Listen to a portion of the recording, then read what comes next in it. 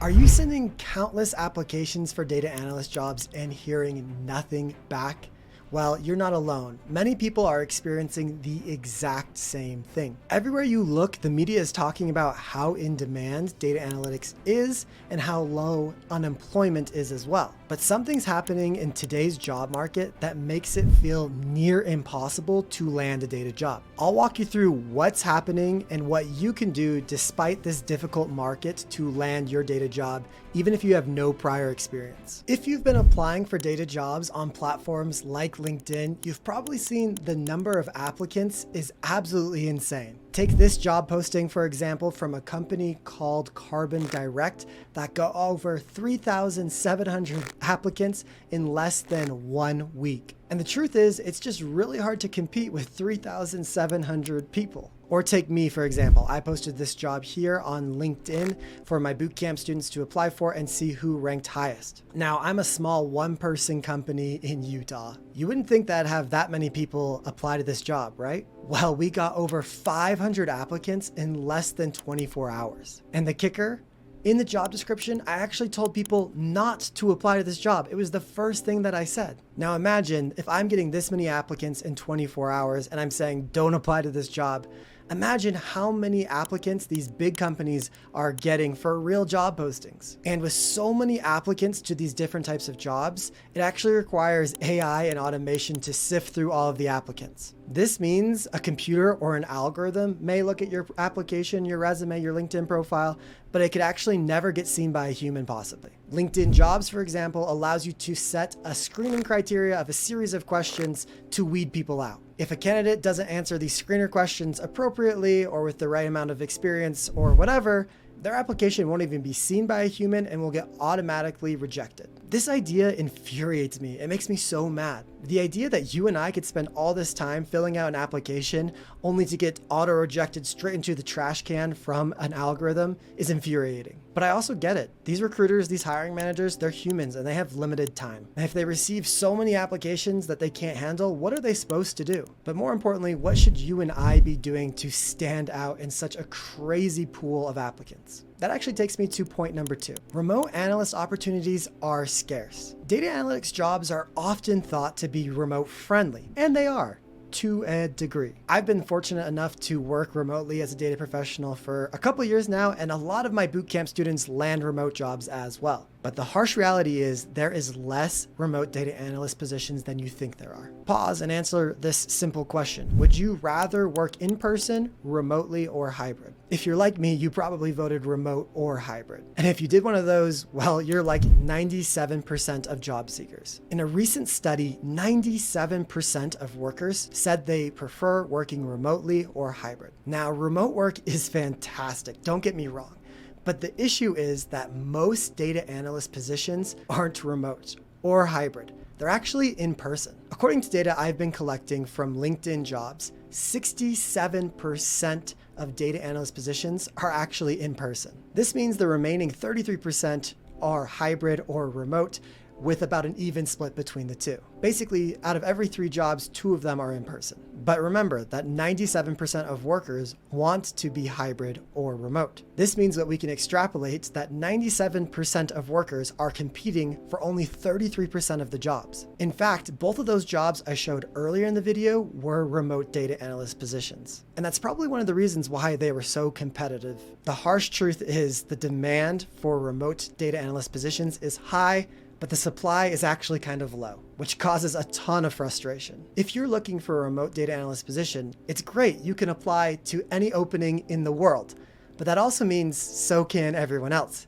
and everyone else does. And that's why you get so many candidates applying to the same job. For me, it's actually a little bit easier to think of it like fishing. Basically, you have Lake A and you have Lake B. Lake A has only 33% of the fish in the lake, but 97% of the fishermen are fishing in Lake A. Lake B has actually 66% of the fish, but only 3% of the fishermen are there. Which lake would you rather fish at? Lake A or Lake B? Lake B, right? You have a much higher chance of catching a fish in the pond that has more fish and less fishermen. The same goes with the job market as well. Everyone wants a remote job, but there's not that many. And so when you're applying to only remote jobs, you're going to get lots of rejections, and it's going to feel near impossible to actually land one of those roles. So that's my suggestion. Try to focus more on hybrid or in-person roles. Hybrid is great because you get many of the benefits that are the same as remote work without the bigger pond, because you're only competing with people from that geographical region. So there's less fishermen, but you can still have a lot of the benefits of the remote work.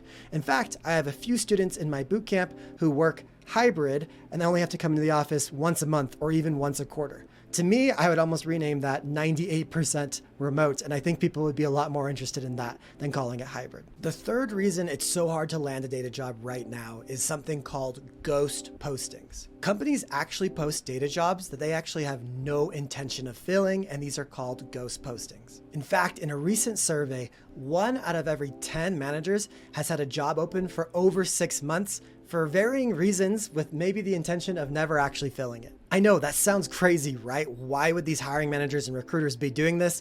Well, there's a couple reasons that they do it. Number one is so that they can have people in their pipeline. A lot of jobs actually have high turnover with people who are maybe leaving for whatever reason. And so the recruiters and hiring managers want to have a good base of potential candidates that they could hire in the future. So it's almost as if they're putting people in the hiring pipeline in preparation that there will be an opening down the road, but there isn't right now. Now, if this is the only reason that companies did ghost postings, I would still be frustrated, but I would understand. And I think a lot of job seekers could understand as well, because potentially you could be getting a call for a job opening down the road, and at least they already have your information in the system. But unfortunately, companies do these ghost postings for a lot of other reasons that are a lot more nefarious than this. For example, 43% of managers who admitted to doing these ghost postings said that they do it to keep current employees motivated. And I absolutely hate that. It makes me so mad that a company would think that the best way to motivate their employees would be to make them think, to gaslight them into thinking that their job is in jeopardy, that it's on the line. It's like you couldn't just